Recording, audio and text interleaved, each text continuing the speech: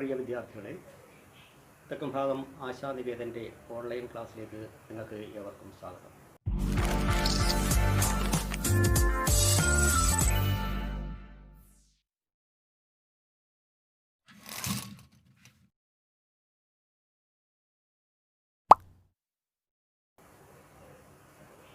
എന്നെ നിങ്ങൾക്കറിയായിരിക്കും, ഞാൻ G Anu.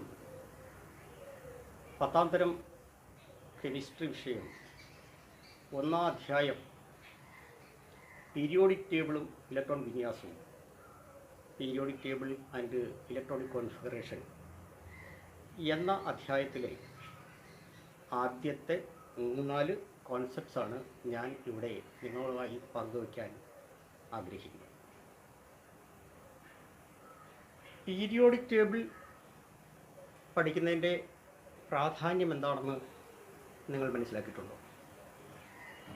What is the significance of study of periodic table in chemistry? അതായത് ഒരു മൂലകത്തിൻ്റെ അറ്റോമിക് നമ്പർ അറിയാമെങ്കിൽ ആ മൂലകത്തിൻ്റെ എല്ലാ സ്വഭാവങ്ങളെയും നമുക്ക് മുൻകൂട്ടി പറയാൻ കഴിയും.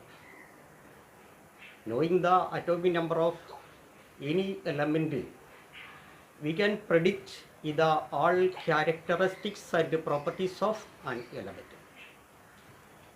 അതായത് ഒരു മൂലകത്തിൻ്റെ അറ്റോമിക് നമ്പർ അറിയാമെങ്കിൽ ആ മൂലകം പീരിയോഡിക് ടേബിളിൻ്റെ ഏത് ഭാഗത്താണ് സ്ഥിതി ചെയ്യുന്നതെന്ന്, അത് ഏത് ഗ്രൂപ്പിലാണ്, ഏത് പീരീഡിലാണ് ഉൾക്കൊള്ളിച്ചിരിക്കുന്നത്, കൂടാതെ ഇത് ലോഹമാണോ അലോഹമാണോ, ഇതിൻ്റെ ആറ്റത്തിൻ്റെ വലിപ്പം എങ്ങനെയാണ്, വലിയ ആറ്റമുള്ള മൂലകമാണോ ചെറിയ ആറ്റമുള്ള മൂലകമാണോ, കൂടാതെ അതിൻ്റെ electropositivity, electronegativity, ionization energy, ഇവയൊക്കെ കുറിച്ച് നമുക്ക് ഒരു ധാരണ മുൻകൂട്ടി ഉണ്ടാക്കാൻ പീരിയോഡിക് ടേബിൾ പഠിക്കുന്നതുകൊണ്ടുണ്ടാകും. ഫോർ എക്സാമ്പിൾ, ഒരു മൂലകത്തിൻ്റെ അറ്റോമിക് നമ്പർ 11 വരിക. ഈ മൂലകം പീരിയോഡിക് ടേബിളിൻ്റെ ഏത് ഭാഗത്താണ് സ്ഥിതി ചെയ്യുന്നത്?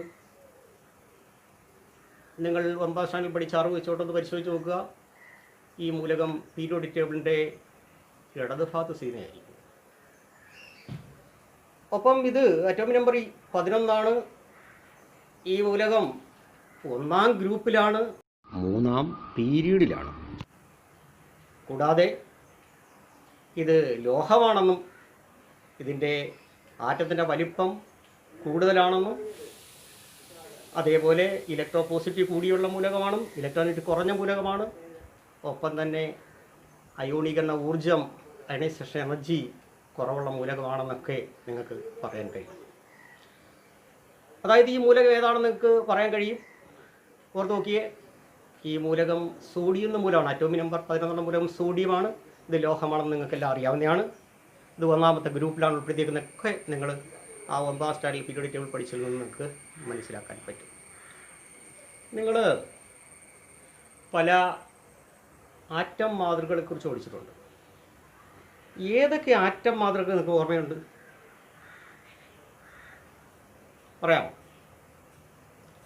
ജോൺ ഡാൾട്ടൻ്റെ ആറ്റം മാതൃക, അതായത് Dalton's atom model, Rutherford's atom model, അവസാനമായി നിങ്ങൾ നീൽസ് ബോറിൻ്റെ, അതായത് ബോർ ആറ്റം മോഡൽ, ഇവിടം വരെയാണ് നിങ്ങൾ പഠിച്ചിട്ടുള്ളത്. ബോർ ആറ്റം മോഡലിൻ്റെ പ്രധാനപ്പെട്ട പോയിന്റുകൾ ഏതൊക്കെയാണെന്ന് നിങ്ങൾ ഓർത്ത് നോക്കിയേ. പറയാൻ കഴിയുമോ? ഒന്ന് ശ്രമിച്ചു നോക്ക് എന്തൊക്കെയാണെന്ന്. ആറ്റത്തിന് ഒരു കേന്ദ്രഭാഗമുണ്ട്, അതിനെ ന്യൂക്ലിയസ് എന്നാണ് വിളിക്കുന്നത്. കഴിയുന്നുണ്ടോ?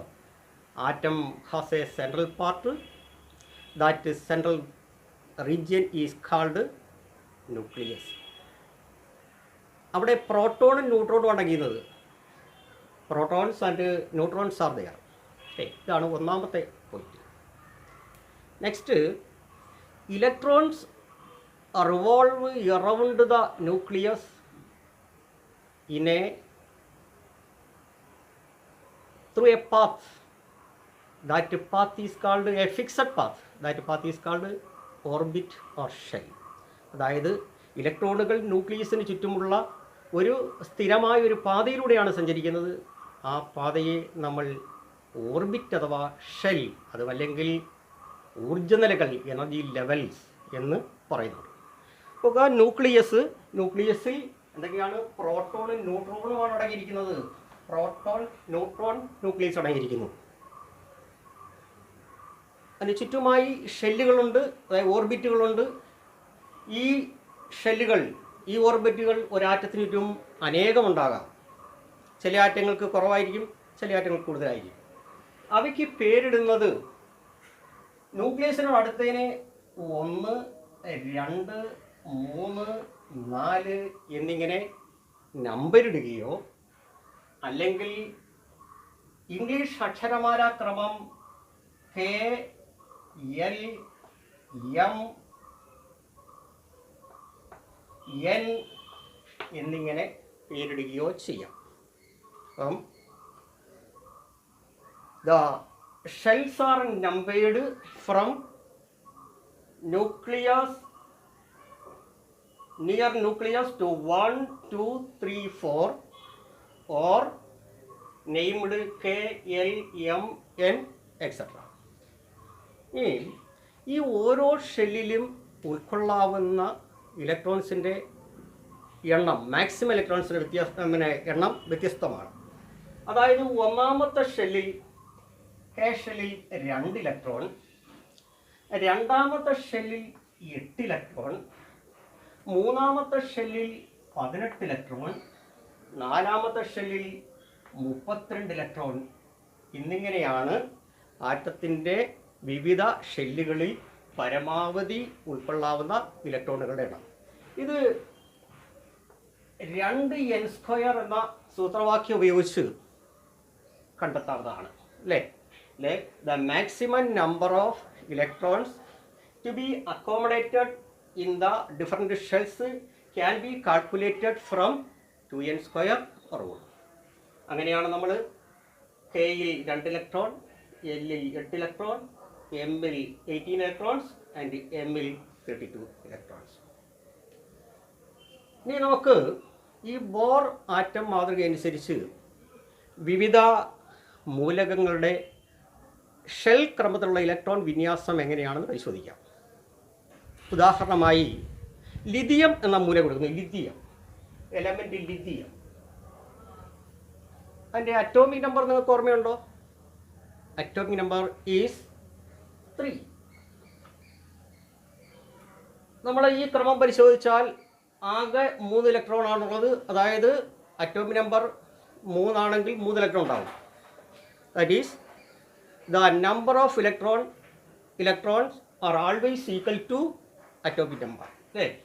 ഒരു ആറ്റത്തിൻ്റെ അറ്റോമിക് നമ്പർ എത്രയാണോ അത്രയും ഇലക്ട്രോൺസ് ആ മൂലകത്തിന് ഉണ്ടായിരിക്കും. അങ്ങനെയാണെങ്കിൽ K ഷെല്ലിൽ പരമാവധി ഉൾക്കൊള്ളിക്കാവുന്നത് 2 ഇലക്ട്രോൺ ആണ്. ഇവിടെ 3 ഇലക്ട്രോൺ ആണ് ആകെ ഉള്ളത്. അതിൽ 2 ഇലക്ട്രോണിനെ K ഷെല്ലിലും ബാക്കി 1 ഇലക്ട്രോൺ, 3 ഇലക്ട്രോൺ, 1 ഇലക്ട്രോൺ അവശേഷിക്കുന്നത് അത് രണ്ടാമത്തെ ഷെല്ലിലെ L ഷെല്ലിലും. അങ്ങനെ ലിഥിയം എന്ന മൂലകത്തിൻ്റെ എലമെൻറ്റിൻ്റെ ഇലക്ട്രോണിക് കോൺഫിഗറേഷൻ 2, 1 എന്നിങ്ങനെയാണ്. നെക്സ്റ്റ് എലമെൻറ്റ് ഞാൻ സോഡിയം എടുക്കുന്നു. എന്നെ സോഡിയത്തിൻ്റെ അറ്റോമിക് നമ്പർ ഓർമ്മയുണ്ടോ? പറഞ്ഞു നോക്കിയേ. അറ്റോമിക് നമ്പർ 11 ആണ്. ഫസ്റ്റ് ഷെൽ K ഷെല്ലിൽ 2 ഇലക്ട്രോൺ, സെക്കൻഡ് ഷെല്ലിൽ 8 ഇലക്ട്രോൺ. ഇനി എത്ര ഇലക്ട്രോൺ ഉണ്ട്? ഓൺലി 1 ഇലക്ട്രോൺ അല്ലേ? 2, 8 and 1. So the electronic configuration of sodium is 2, 8, 1. Next element argon. Atomic number 18. എഴുതി നോക്കിയേ. 2, 8 outermost ഷെല്ലിൽ and also 8 അല്ലേ? 2, 8, 8 ഇതാണ് ആർഗോണിൻ്റെ ഇലക്ട്രോണിക് കോൺഫിഗറേഷൻ. ഇനി നമുക്ക് അടുത്ത മൂലകമായ പൊട്ടാസ്യം നോക്കാം. പൊട്ടാസ്യം ഇതിൻ്റെ അടുത്ത മൂലകമായുണ്ട്. പൊട്ടാസ്യത്തിൻ്റെ ആറ്റോമിക് നമ്പർ 19 ആണ്. എഴുതി നോക്കിയേ. 2 ആകെ അല്ലേ 19 എണ്ണം. ഫസ്റ്റ് ഷെല്ലിൽ 2, സെക്കൻഡ് ഷെല്ലിൽ 8. ഇനി എത്ര ഉണ്ട്? 9 ഇലക്ട്രോൺ ഉണ്ട്. തേർഡ് ഷെല്ലിൽ ഉൾക്കൊള്ളിക്കാവുന്ന പരമാവധി ഇലക്ട്രോണിൻ്റെ എണ്ണം 18 ആണ്. അതുകൊണ്ട് സ്വാഭാവികമായി നമ്മൾ ഇവിടെ 9 എഴുതി പോകും. പക്ഷേ പൊട്ടാസ്യത്തിൻ്റെ ഈ ഇലക്ട്രോണിക് കോൺഫിഗറേഷൻ തെറ്റാണ്. പൊട്ടാസ്യത്തിൻ്റെ യഥാർത്ഥ ഇലക്ട്രോണിക് കോൺഫിഗറേഷൻ 2, 8, 8, 1 എന്നിങ്ങനെയാണ്.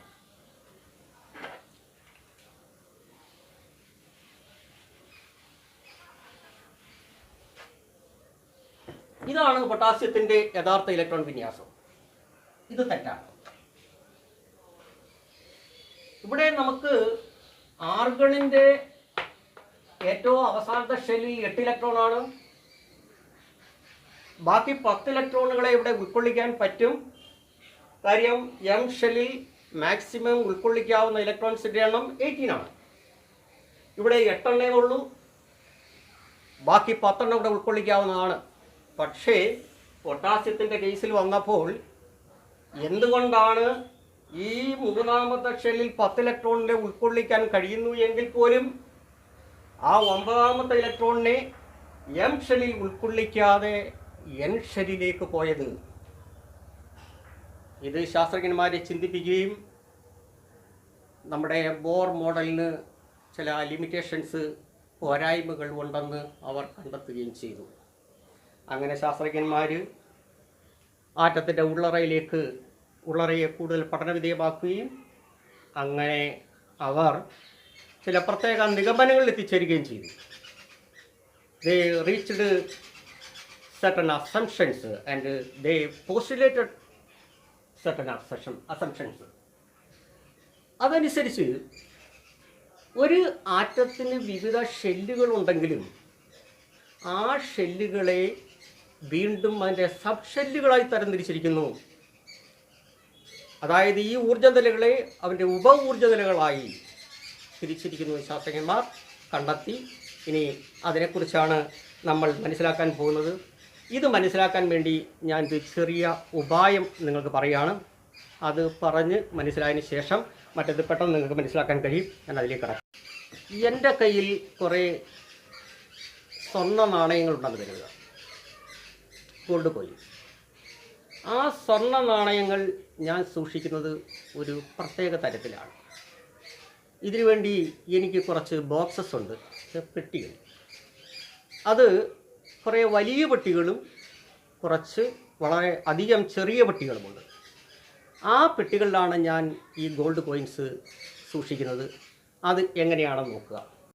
ഇവിടെ ഞാൻ 4 വലിയ പെട്ടികൾ എടുത്തിരിക്കുന്നു.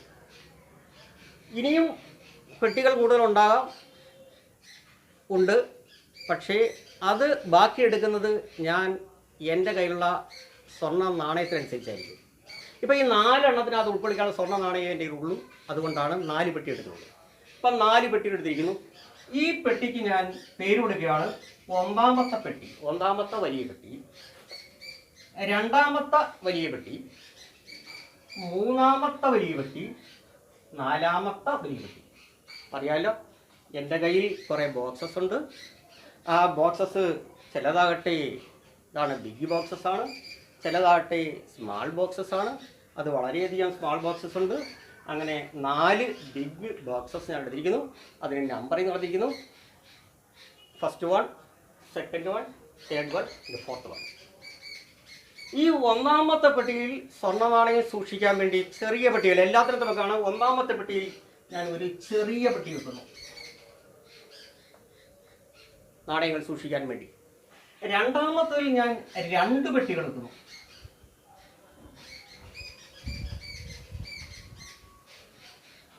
3ാമത്തേതിൽ 3 പെട്ടികൾ വെക്കുന്നു. 4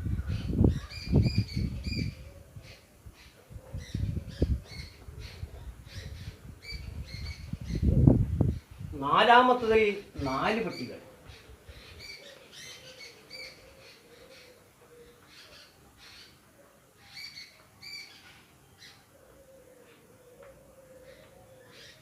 ഇവിടെ നോക്കുക, ഒന്നാമത്തെ പെട്ടിയിൽ 1 ചെറിയ പെട്ടി, രണ്ടാമത്തിൽ 2 ചെറിയ പെട്ടി, മൂന്നാമത്തിൽ 3 ചെറിയ പെട്ടി, നാലാമത്തിൽ 4 ചെറിയ പെട്ടി.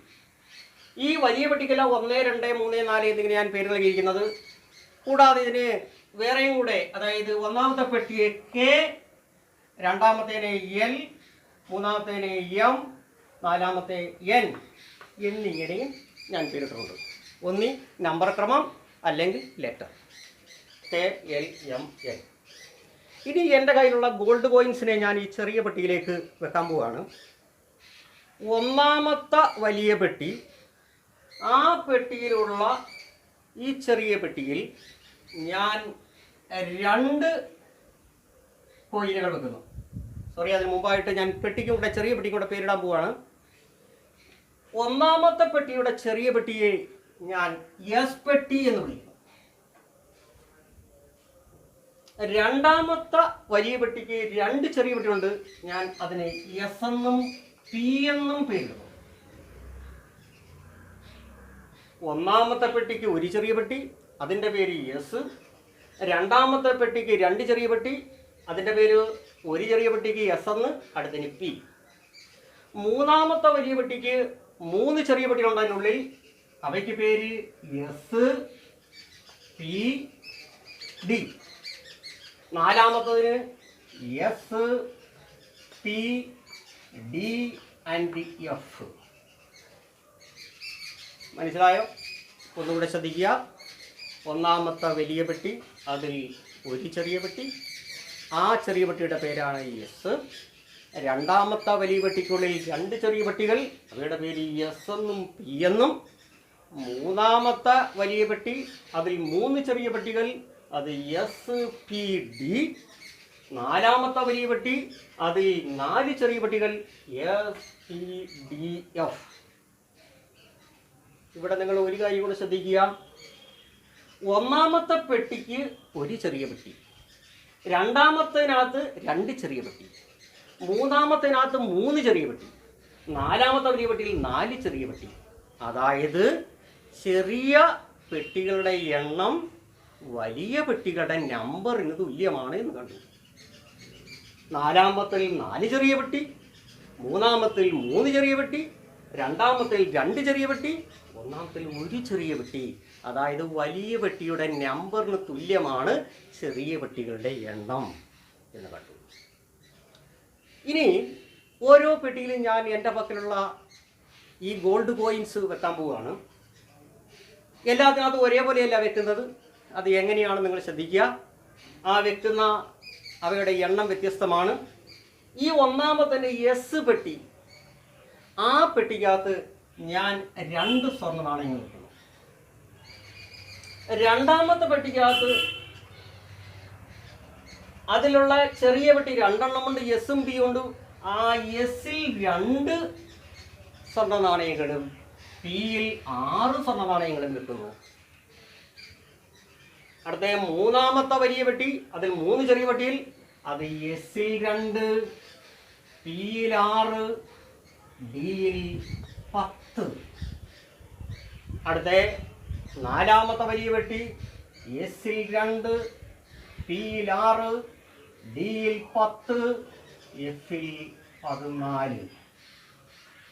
ഇനി നാണയം ഉണ്ടെങ്കിൽ, എൻ്റെ പക്കൽ ഇത്രയേ ഉള്ളൂ, ഇനി നാണയം ഉണ്ടെങ്കിൽ അടുത്ത 5-ാമത്തെ പെട്ടി എടുത്തേനെ, അതിനകത്ത് ഇതേപോലെ ചെറിയ പെട്ടികൾ നിരത്തിയേനെ. പക്ഷേ ഇത്രയേ ഉള്ളൂ, നാണയം എൻ്റെ കയ്യിലുള്ളൂ. അവിടെ ഞാൻ 4-ാമത്തെ വലിയ പെട്ടി അതിനകത്ത് ഉൾക്കൊള്ളിക്കാൻ ചെറിയ പെട്ടി അവർ എടുത്തു. ഇനി ഇവിടെ നോക്കുക, നമ്മൾ വലിയ പെട്ടി, അതിൽ അതിൻ്റെ നമ്പർ, പേര്, രണ്ടാമത്തത്, മൂന്നാമത്തത് 4, അതിൻ്റെ നമ്പർ, പേര് നമ്മൾ കണ്ടുപിടിക്കും. ഇനി ഈ പെട്ടികൾ വലിയ പെട്ടിക്ക് പകരം നിങ്ങൾ ഷെൽ എന്ന് വിചാരിക്കുക. നമ്മൾ പാഠഭാഗത്തിലേക്ക് പോവാണ്. ഈ ഉപായത്തിൽ നിന്ന് നമ്മൾ പാഠഭാഗത്തിലേക്ക് പോകുന്നു, നമ്മുടെ സബ്ജക്റ്റിലേക്ക് പോകുന്നു. ഈ വലിയ പെട്ടികൾക്കെല്ലാം നമ്മൾ മെയിൻ ഷെൽ എന്ന് കരുതുക. ഷെൽ ഒന്നാം ഷെൽ കെ ഷെൽ, രണ്ടാം ഷെൽ എൽ ഷെൽ, മൂന്നാം ഷെൽ എം ഷെൽ, നാലാം ഷെൽ എൻ ഷെൽ. ഈ ചെറിയ പെട്ടികളെയെല്ലാം സബ് ഷെല്ലുകൾ എന്ന് കരുതുക. അപ്പം ഒന്നാമത്തെ ഷെല്ലായ കെ ഷെല്ലിന് ഒരു സബ് ഷെൽ, രണ്ടാമത്തെ ഷെല്ലായ എൽ ഷെല്ലിന് 2 സബ് ഷെല്ലുകൾ, മൂന്നാമത്തെ ഷെല്ലായ എം ഷെല്ലിന് 3 സബ് ഷെല്ലുകൾ, നാലാമത്തെ ഷെല്ലായ എൻ ഷെല്ലിന് 4 സബ് ഷെല്ലുകൾ. ഒരു ഷെല്ലിൻ്റെ നമ്പർ എത്രയാണോ അത്രയും സബ് ഷെല്ലുകൾ ആ ഷെല്ലിനുണ്ടായിരുന്നു. ഇനി ഓരോ ഷെല്ലും നമ്മൾ ഇലക്ട്രോണുകളെ, അതായത് ഈ കോയിനുകളെല്ലാം, ഗോൾഡ് കോയിൻസിനെല്ലാം നിങ്ങൾ ഇലക്ട്രോൺസ് എന്ന് കരുതുക. അതായത് ഷെല്ല്, വലിയ പെട്ടിക്ക് പകരം ഷെല്ല്, ചെറിയ പെട്ടിക്ക് പകരം സബ് ഷെല്ല്, ഈ ഗോൾഡ് കോയിൻസിന് പകരം നിങ്ങൾ ഇലക്ട്രോൺസ് എന്ന് സങ്കല്പിക്കുക, ഇലക്ട്രോൺസ് എന്ന് കരുതുക. അപ്പം ഒന്നാമത്തെ ഷെല്ലിൻ്റെ സബ് ഷെല്ലായ എസ് സബ് ഷെല്ലിൽ 2 ഇലക്ട്രോണുകൾ, രണ്ടാമത്തെ ഷെല്ലായ എൽ ഷെല്ലിൻ്റെ സബ് ഷെല്ലുകൾ എസും പിയുമാണ്. അതിൽ എസിൽ 2 ഇലക്ട്രോൺ, പിയിൽ 6 ഇലക്ട്രോൺ, അങ്ങനെ എൽ ഷെല്ലിൽ 8 ഇലക്ട്രോൺ ആകെ. മൂന്നാമത്തെ ഷെല്ലായ എം ഷെല്ല്, അതിന് 3 സബ് ഷെല്ലുകൾ. അവ എസ് പി ഡി എന്നിങ്ങനെയാണ്. എസിൽ 2 ഇലക്ട്രോൺ, പിയിൽ പരമാവധി 6 ഇലക്ട്രോൺ, ഡിയിൽ 10 ഇലക്ട്രോൺ, അങ്ങനെ total 18 electrons. Next fourth shell, പേര് എൻ ഷെൽ, സബ് ഷെല്ലുകൾ നമ്പർ 4, അതായത് 4 എണ്ണം. S P D and F. എസിൽ 2 ഇലക്ട്രോൺസ്, പിയിൽ 6 electrons, D 10 electrons, in F 14 electrons. Totally 32 electrons. ഇവിടെ 2, 8, 18 ആൻഡ് 32 ഇലക്ട്രോൺസ്. ഇപ്പോൾ നിങ്ങൾക്ക് ഷെല്ലുകൾ എങ്ങനെയാണ്, സബ് ഷെല്ലുകൾ, അതിലെങ്ങനെയാണ് ഇലക്ട്രോൺസുകൾ ഫില്ല് ചെയ്യുന്നത് നിങ്ങൾക്ക് ഏകദേശം മനസ്സിലാക്കി കഴിഞ്ഞു. ഇനി ഒരു കാര്യം കൂടെ ശ്രദ്ധിക്കുക. ഈ എല്ലാ ഷെല്ലിലും പൊതുവായ സബ് ഷെൽ ഏതാണ്? നോക്കുക, ഏതാണ് പൊതുവായ സബ് ഷെൽ? കെയിലുണ്ട് എസ്, എല്ലിലുണ്ട് എസ്, എമ്മിലുണ്ട് എസ്, എന്നിലുണ്ട് എസ്. അപ്പം കോമൺ സബ് ഷെൽ എന്ന് പറയുന്നത് എസ് സബ് ഷെല്ലാണ്. എല്ലാ ഷെല്ലിലുമുള്ള common sub shell S sub shell. അടുത്ത രണ്ടാമത്തെ ഷെല്ലായ എൽ ഷെല്ല് മുതൽ എല്ലാറ്റിനും ബാക്കിയൊന്നെല്ലാം പി സബ് ഷെല്ലുണ്ട്. 2 മുതൽ ബാക്കി എല്ലാറ്റിനും പി ഉണ്ട്. മൂന്നാമത്തത് മുതൽ ഡി തുടങ്ങുന്നു. അങ്ങനെ ഓരോ ഷെല്ലിലെയും സബ് ഷെല്ലുകളുടെ എണ്ണം അറിയാം, അവയിലടങ്ങിയിരിക്കുന്ന ഇലക്ട്രോണുകളുടെ മാക്സിമം ഉൾപ്പെടുന്ന ഇലക്ട്രോണിൻ്റെ എണ്ണം അറിയാം. അപ്പം ഇത് വെച്ചുകൊണ്ട് നമുക്ക് വിവിധ എലമെന്റ്സിന്റെ നമ്മൾ എസ് സബ് ഷെൽ പഠിച്ചായിരുന്നു. എല്ലാത്തിനും എസ് ഉണ്ടെന്ന് പറഞ്ഞു. എല്ലാത്തിനും എസ് സബ് ഷെൽ ഉണ്ടാകുന്നതാണ്. എല്ലാ ഷെല്ലിനും എസ് എക്സാമ്പിൾ നമുക്ക് ചെയ്തു നോക്കാം. അപ്പം നമ്മൾ എങ്ങനെയാണ് ഈ സബ് ഷെല്ലുകൾ തിരിച്ചറിയുന്നത് നോക്കാം. ഒന്നാമത്തെ ഷെല്ലിന്റെ എസ് സബ് ഷെല്ലിനെ 1s എന്നാണ് പറയുന്നത്. രണ്ടാമത്തെ ആണെങ്കിൽ 2s, 2 മുതലാണ് പി ഉള്ളത്, അതിനെ 2p എന്ന് വിളിക്കും. മൂന്നാമത്തെ ഷെല്ലിന്റെ അതിനെ 3s എന്ന് വിളിക്കുക, സബ് ഷെല്ലിനെ. മൂന്നാമത്തെ പിയെ 3p എന്ന് വിളിക്കും. മൂന്നാമത്തെ ഡിയെ 3d എന്ന് വിളിക്കും. എന്നിങ്ങനെയാണ് നമ്മൾ പേരുന്നത്. ഇനി നമുക്ക് ഓരോ മൂലകത്തിൻ്റെയും ഇലക്ട്രോൺ വിന്യാസം, സബ്ഷെൽ ക്രമത്തിലുള്ള ഇലക്ട്രോൺ വിന്യാസം, അതായത് സബ്ഷെൽ ഇലക്ട്രോണിക് കോൺഫിഗറേഷൻ എങ്ങനെയാണെന്ന് നോക്കാം. ആദ്യമായി ഹൈഡ്രജൻ എന്ന എലമെന്റ്, ഹൈഡ്രജൻ, അതിൻ്റെ അറ്റോമിക് നമ്പർ 1 ആണ്. അതിൻ്റെ ഇലക്ട്രോൺ വിന്യാസം എഴുതിയാൽ ആകെ 1 ഇലക്ട്രോൺ ഒന്നാമത്തെ ഷെല്ലിൻ്റെ, അതായത് കെ ഷെല്ല്, അതിൻ്റെ എസ് സബ് ഷെല്ലിൽ 1 ഇലക്ട്രോൺ. ഇങ്ങനെയാണ് അത് എഴുതുന്നത്. ഈ ഇടത് ഭാഗത്ത് കാണുന്ന ഈ വണ്ണിനെ, ഈ 1 ഷെല്ലിൻ്റെ നമ്പറിനെയും സബ് ഷെല്ലിൻ്റെ വലത് ഭാഗത്ത് മുകളിലായിട്ട് എഴുതിയിരിക്കുന്ന ഈ 1നെ ഇലക്ട്രോണുകളുടെ എണ്ണമായിട്ടാണ് കരുതുന്നത്. അപ്പം 1s1 എന്നിങ്ങനെ വായിക്കേണ്ടത്. ആദ്യത്തെ 1 ഷെല്ലിൻ്റെ നമ്പറിനെയും ഈ 1 ഇലക്ട്രോണിനെയും സൂചിപ്പിക്കും. അടുത്ത മൂലകം ഹീലിയമാണ്. അറ്റോമിക് നമ്പർ 2 ആണ്. നമുക്ക് ഇലക്ട്രോൺ വിന്യാസം എഴുതി നോക്കാം. ഇലക്ട്രോണിക് കോൺഫിഗറേഷൻ ആകെ 2 ഇലക്ട്രോണാണുള്ളത്. ഒന്നാമത്തെ ഷെല്ല് കെ ഷെല്ല്, അതിൻ്റെ സബ് ഷെല്ലായ എസ് സബ് ഷെല്ല്, അതിനകത്ത് പരമാവധി 2 ഇലക്ട്രോണാണ് ഉൾക്കൊള്ളിക്കാവുന്നത്. ഇവിടെ 2 ഇലക്ട്രോൺ 1s2. ഇതാണ് ഹീലിയത്തിൻ്റെ ഈ ഇലക്ട്രോണിക് കോൺഫിഗറേഷൻ. നെക്സ്റ്റ് ലിഥിയമാണ്. 3 1s2. അടുത്ത 1 ഇലക്ട്രോൺ ഉണ്ട്, അത് രണ്ടാമത്തെ എസില 1s2 2s1. അടുത്ത ബെറിലിയം 4 1s2 2s2. ഇങ്ങനെ തുടർന്ന് എല്ലാ മൂലകളുടെയും ഇലക്ട്രോൺ വിന്യാസം എഴുതാവുന്നതാണ്. നിങ്ങൾ അറ്റോമിക് നമ്പർ 18 വരുന്ന ആർഗോൺ വരെയുള്ള മൂലകങ്ങളുടെ സബ്ഷൽ ക്രമത്തിലുള്ള ഇലക്ട്രോൺ വിന്യാസം നിങ്ങൾ എഴുതി നോക്കുക. അത് എഴുതി കഴിഞ്ഞ് ബാക്കി കാര്യം തുടർന്ന് വരുന്ന ക്ലാസ്സിൽ തുടർന്ന് നമുക്ക് എടുക്കാവുന്നതാണ്. ഇവിടെ വെച്ച് ഇത് നിങ്ങൾ ഹോംവർക്കായിട്ട് ചെയ്തുകൊണ്ട് പോരുക.